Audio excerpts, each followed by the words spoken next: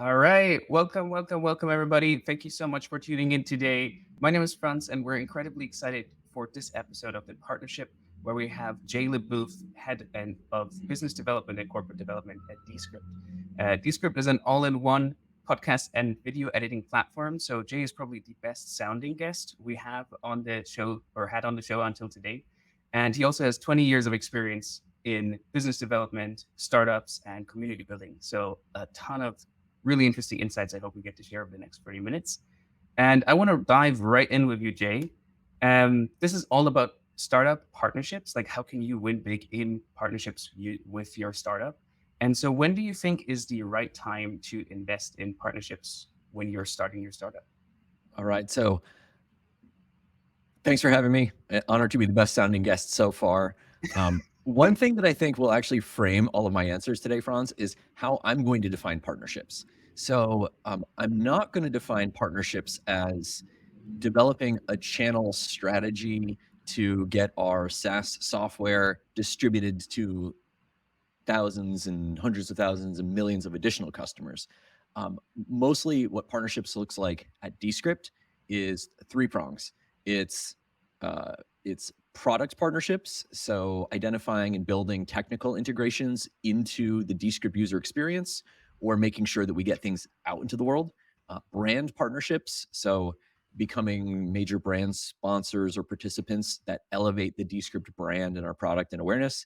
And then the third would be distribution partnerships. So making sure that we get Descript into the wild and noticed. So you might see like the traditional like sales channel stuff in there.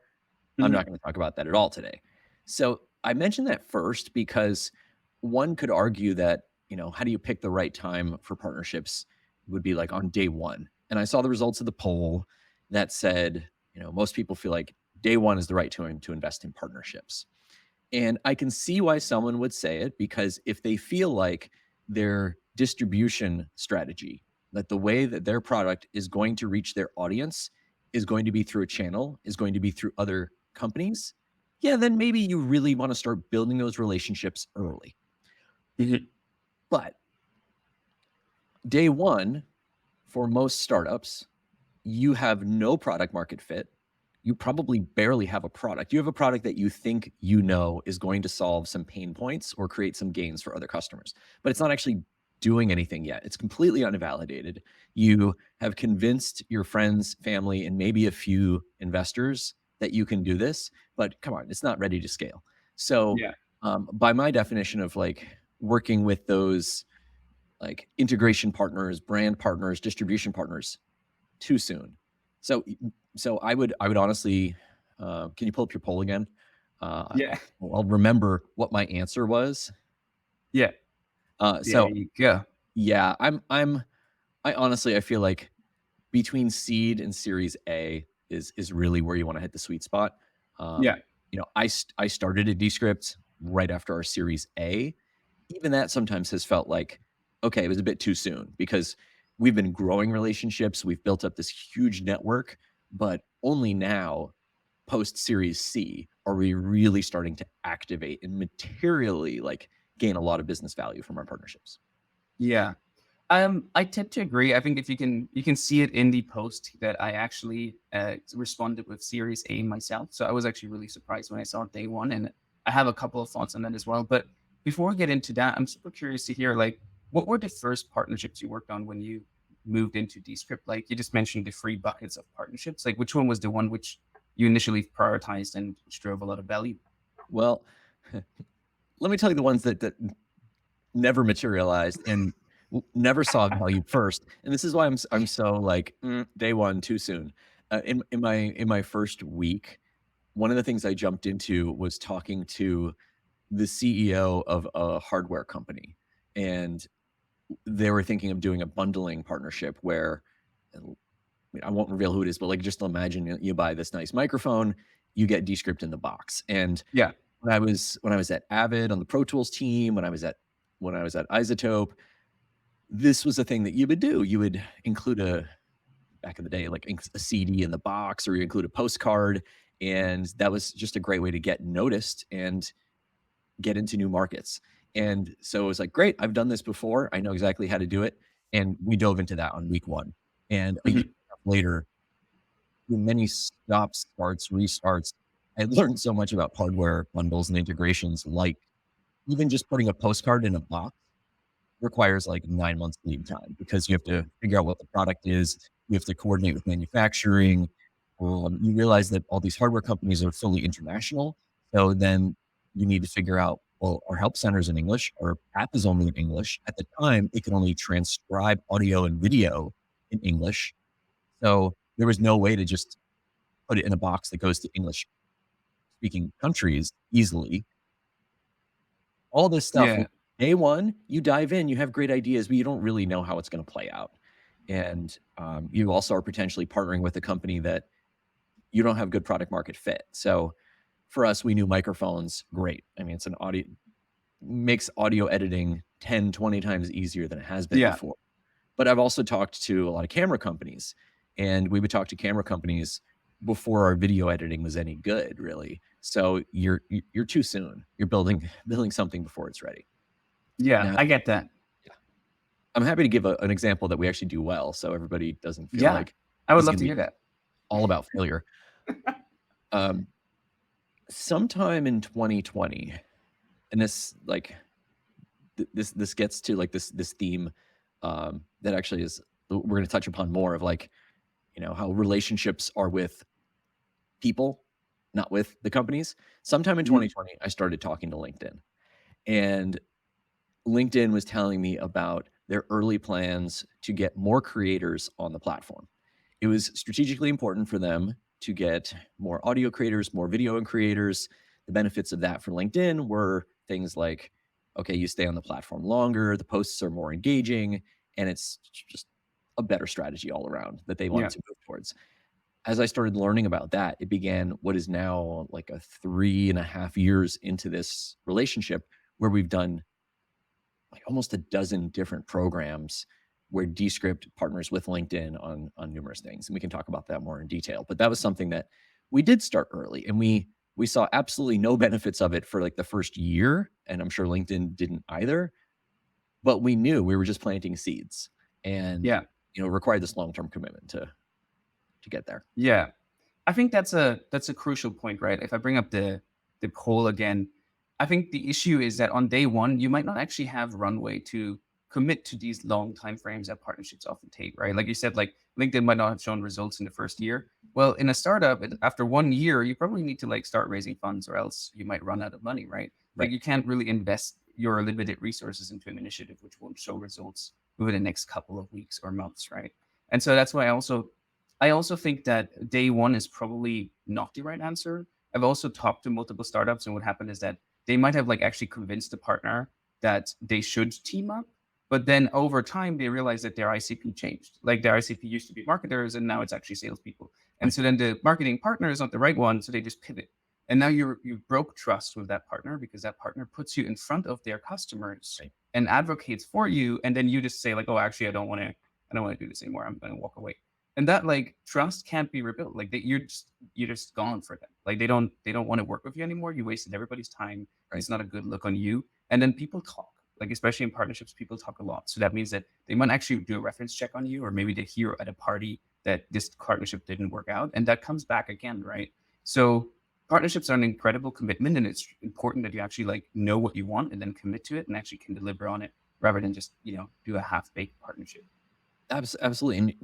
And Franz, you're I love your points on what what is happening, to your credibility in the relationship with the outside partner, but also like focus inside the company. So your CEO has entrusted you with something that is supposed to have a material impact on the company. And if you are between your Series A and Series B, for example, your company might be expected to triple your ARR and show that you have a growth machine in place. Yeah. And I mean, I am super over optimistic. And I always go into things being like, oh, not a problem. We need to triple our ARR. Great. I'll sign up for 30% of that tripling. That can be all BD led. Yeah. So when you do something and maybe like you said, your ICP changes, or partnerships are often out of our control. The other company just changes its priority, it changes its ICP. The person you're working with leaves.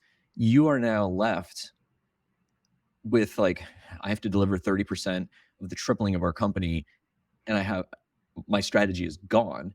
And then you have, no more irons in the fire to execute it with. So, Yeah. under promise, over deliver. If you're going to try to make something material happen that early in the company, I think you can get there on these things like, how I like to think of our relationship with LinkedIn. It's predictable enough. We know that if we're going to go for something big now, we're 3.5 years in. We have the Yeah. relationships. We understand how everybody works together. Yeah. Definitely. And I think like now you also probably have the scale and the product to actually deliver, right? Because Right. partnerships normally do two things. Either they drive scale, so they help you get new customers, or they solve a product issue that you don't have. Like LinkedIn might need content, but they don't have anybody who can edit that content for them. So Right. that's where Descript might come in, right? But when you're so early as a startup, you might not be able to deliver it on scale because you don't have that many customers, or you don't deliver on the product because your product might still be in development and not that great yet, right? Right. So it Right. makes sense that might take a longer time for you to start building that trust and start being able to actually become a valuable partner yourself rather than just tapping into the other side. Because partnerships are like win-win, right? You want both sides to win. You don't just want to like you as a startup succeed and then the larger partner doesn't, get anything out of it because that's normally how partnerships die at that stage. Right? Right. You're just Right. wondering like, why does Google not want to work with me? Well, because you're not driving a $50 million opportunity for Google. Yeah, exactly, or you're not driving it fast enough. Yeah. Cool. We have a question from the audience that I'd love to take at this moment because I think it's really relevant to what we just discussed. And the question is, hey Jay, love the success story with LinkedIn. You just said partnerships is often out of your control. What would you say has been the biggest struggle working in partnerships? Well, thanks for writing in, LinkedIn user, and for everyone else on the stream, please write in. I love questions. It lets us know. It lets Franz and I know, like, are you following along? What's interesting to you? So you drive this Yeah. conversation too. Um, the biggest, I would say, the biggest struggle in working with partnerships is they're completely. You're working with a third party. And by that, you're working with another company with its own interests, with its own strategy, with its own market conditions, with its own fundraising environment. And at that company are other people who are trying to demonstrate success for themselves in their role as partnership professionals, in their navigation and trying to prove their worth in the company and in their career journey. So I have had so many things go 9, 10, 11 months along the way. And then I get a notification, they're just like, "Hey, Jay, can we talk?" And I see that like they booked the Calendly link with me, and it's from their Gmail account. And I'm like, "Oh shit, here we go." So it's like, "Hey, Jay, It's a just bad want to let sign. you know I really enjoyed working with you. I'm actually going to work at XYZ company." Now, I actually think those are magical moments because take the long view. If you're going to do partnerships, like I've been basically doing it for 20 years. So think of all those moments as like the dandelion get pulled out of the ground, you give it a good blow, the seeds go everywhere, and then new stuff emerges later. So it's destructive in the short term, but it's constructive. It's like net positive in the long run because that person that left, if you helped them, if you were nice to them, Franz, what you were talking about, like the whole relationship piece, they're going to Yeah. take you to wherever they go because they probably got hired there because of their network. Yeah. So the relationship piece is one piece that is definitely a big struggle, but I can deal with that. People can be very honest with you if you talk to them. What is harder is trying to coordinate your company's strategy with another company's strategy, and especially the bigger the company, I mean, you as a small startup have no control over what Google or YouTube or Spotify or LinkedIn or HubSpot Yeah. are going to do. You nothing. You're never going to come up. So you just have to understand their needs and where they're coming from, and build an authentic relationship with the person you're working with. So if there is a material change coming up, they'll tell you in advance. Yeah. 100%. I think that it's the biggest challenge, especially as companies get bigger, right? Maybe that's also a reason why it's easier for startups to actually investors partnerships because they don't have as many conflicting priorities. They don't have as many people as compared to like a large organization like a LinkedIn or YouTube or something like Right. that, Right. where there are tons of different priorities which are competing.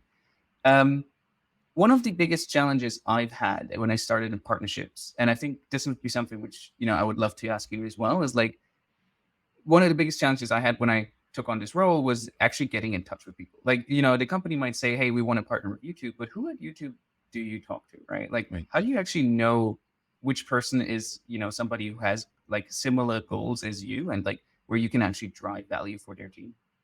Great. So let's take YouTube as an example. There is no person to talk to at YouTube. Like I probably have 30 people that I've talked to at YouTube, and no single person really controls your relationship because certain people are in charge of certain parts of the stack. So one person might be in charge of creator relationships with large podcast studios, but it's a Yeah. different person who's in charge of creator relationships with top YouTubers. And even then, they might be a partner manager, but it means different things, different places. And you go all the way down the line. So one, Yeah. understand you're going to talk to a big company, and your goal is to basically build the org chart and help them understand what piece of the pie they own and do they make the decisions for it. And do it in the nicest way, but they'll be empathetic. If they work at a big company, they know how confusing it is. um, so first you need to just approach someone, and that person can help you mind map, organizational map what they care about, and who all is in charge. And don't be afraid if something feels like it's going to be a potentially dead end to be like, I actually, it sounds like you're really involved with podcasters. We're really hoping to do more with video creators. Would you mind making an intro to that person? I don't want to waste your time. Your time is valuable. And that person will very happily help you out most of the time. So I would say that that's the first part. And then really the second part is you really need to start understanding what their strategy is, what's in it for them. And, this gets into like secret number two or so I guess my third secret in a way of like, the only way that this stuff gets done, that good lasting partnerships get made, is if you understand what matters most to the other person and to the other company. You have your agenda, you know what you know what you need personally to show a win to your team, to your boss, to the rest of the company. You know what you need to show your investors and the rest of the team.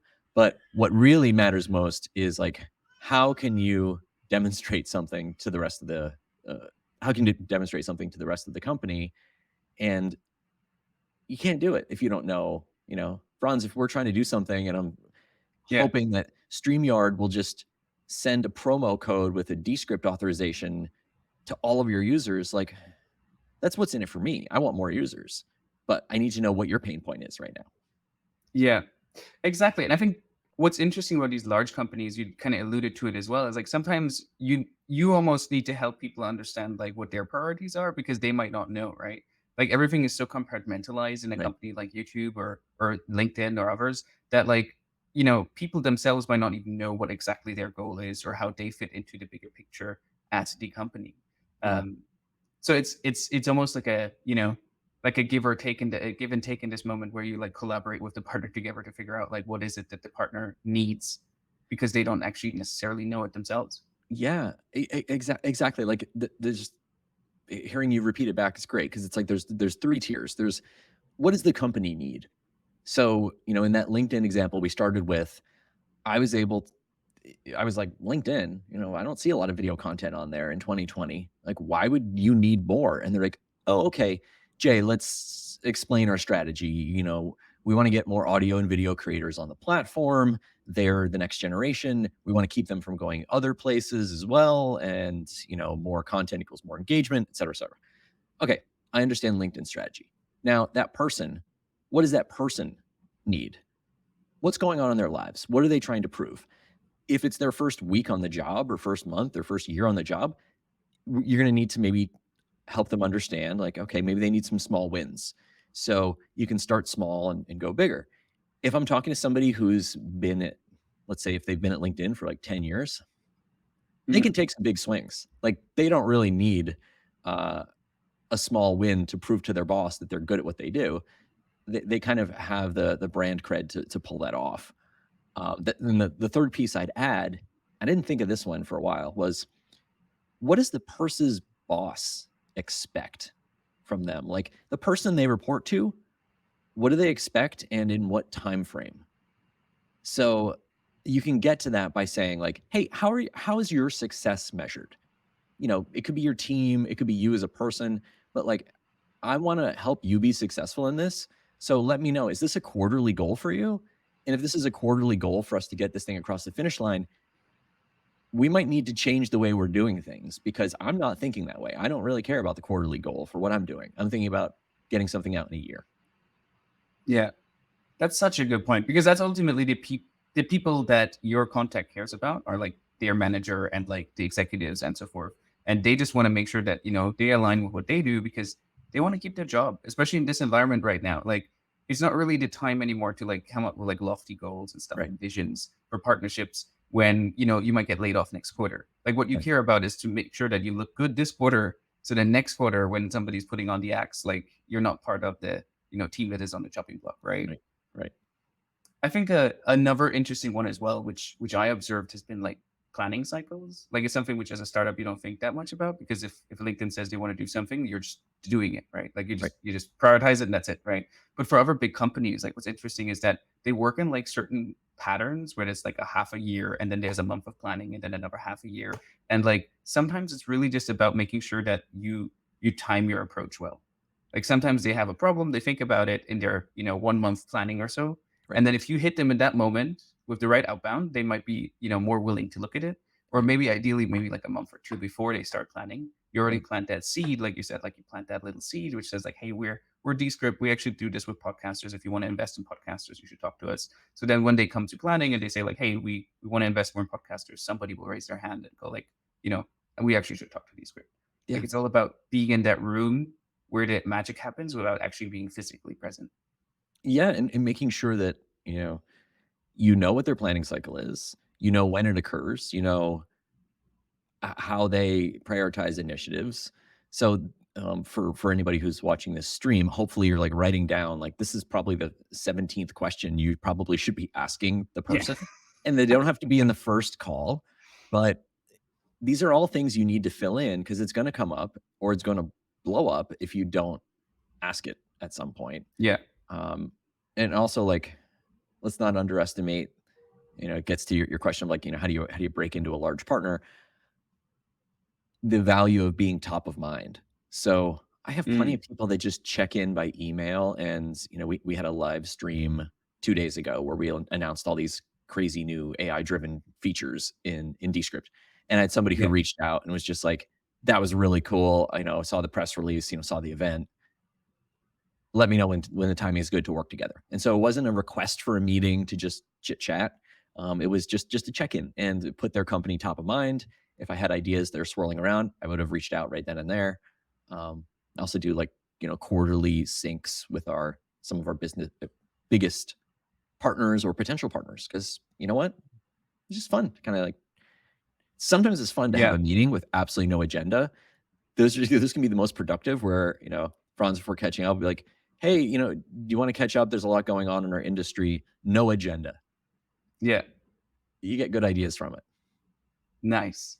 Yeah, I think I should be doing that more often. Like one thing which I did, which I thought was interesting, is like when I go to an event, I will ping people who might go to the event, probably not, but their company is probably going to be there. So like if you go to a creator event, you might ping YouTube or something like that, Yeah, and just say like, "Hey, I'm going to this event. Are you going to be there?" yeah, And what happens, like like probably 2 out of 3 times, is that they forward it to the team which is going, and then say, "Okay, hey, you guys should meet with friends." And that's yeah, such a hack in a way because I'm like top of mind for that person, but then B, they introduce me to somebody else on their team who is going to the event who clearly has a similar like, yep, objective as I have, otherwise they wouldn't be at that event.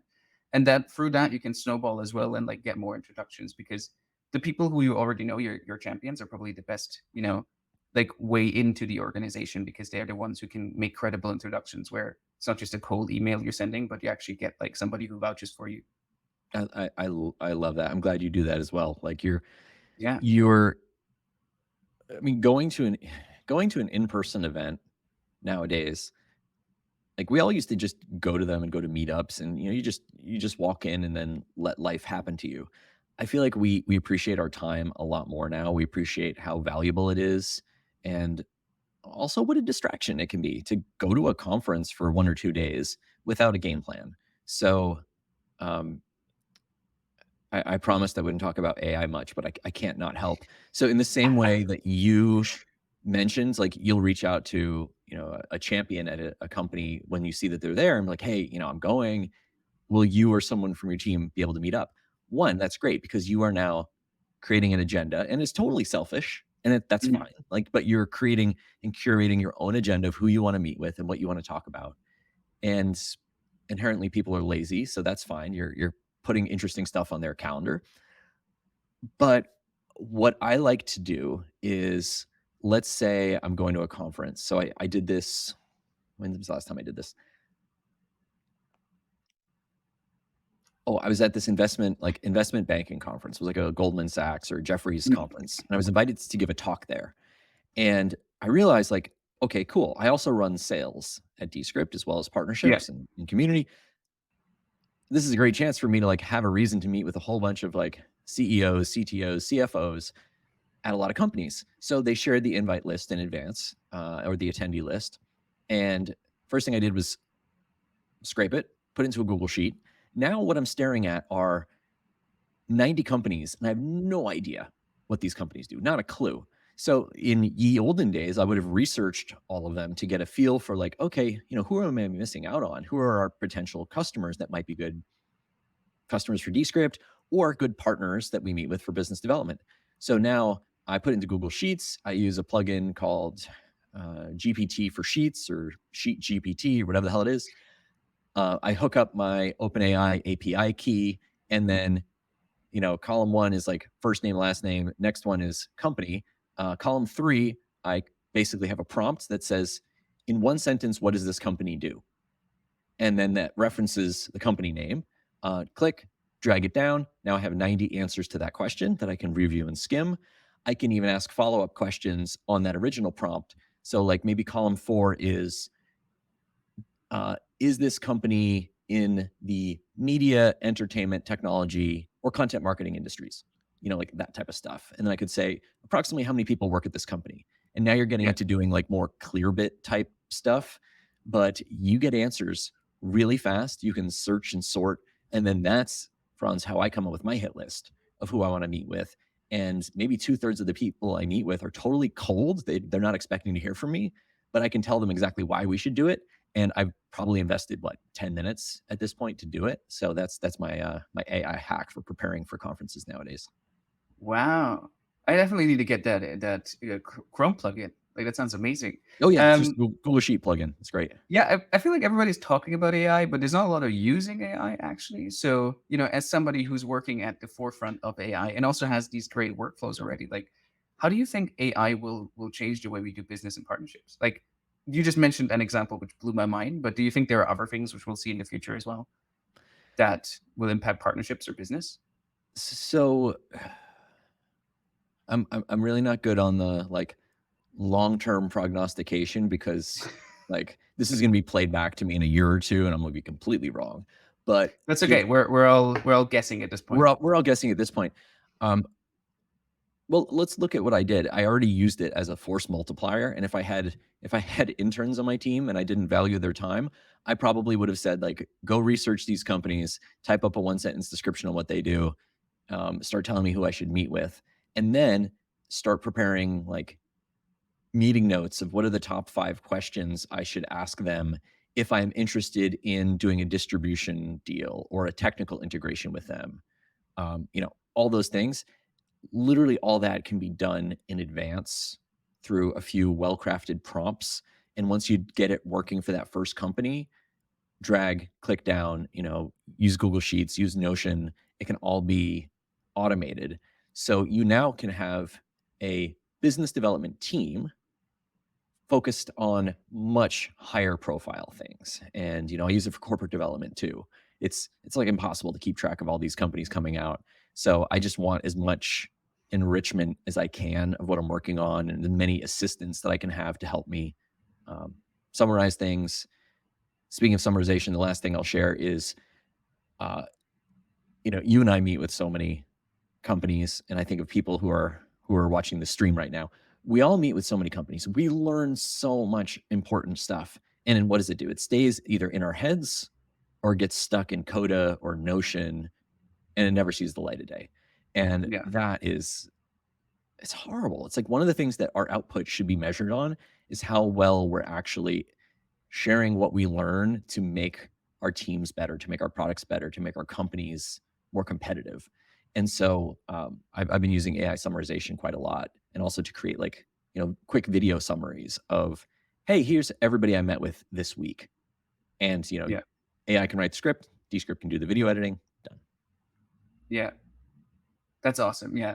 Yeah. I think partnerships is like you said, like so much about relationships, it's so much about insights, it's so much about decision making that I don't think it will be replaced. But I think this is probably one of the areas where the promise of AI is going to come to full fruition. Like it's really about like, augmenting your decision making through AI, making sure that you have the best information, know who to reach out to and so forth. But it will ultimately still be I guess you and me and all the other partnerships pros that still have to do the job at the end of the day. Exactly. That's the human level can't be replaced. Maybe we could trade contracts and have our systems like find the material deal points that are differ and like reach an optimum resolution for us. But um, as long as people are still running companies, I think we just need to have a good rapport. Yeah, that that's a good way of phrasing it. I have so many other questions because you alluded to corporate development and others. We might have to do another show at some point, but I want to be mindful of your time. Um, the last question for today would be: if people want to find out more about Descript or about yourself, where would be a great place for them to follow you? Well, LinkedIn for all things J related, LinkedIn is the best place. I post things that I deeply care about. A lot of them are now disproportionately Descript related because it takes up so much of my time, energy, and focus, and I just love it so so damn much. Um, so Descript is an app for editing audio and video as easily as editing text. So if you want to learn more about Descript, go to descript.com. Start wading through a bunch of amazing videos. Follow us on Twitter, or join our Discord. What a great way if you want to get like a real schooling on how people are using audio and video and AI. Join our Discord community. There's like 13,000 people that are just lighting it up every day. Yeah, oh, I need to check it out. That sounds awesome. Um, but that's it for today's show. Thanks so much for joining us, Jay. Really appreciate you taking the time, and thank you for watching this show live on LinkedIn. And we'll be back in 2 weeks. See you then, everybody.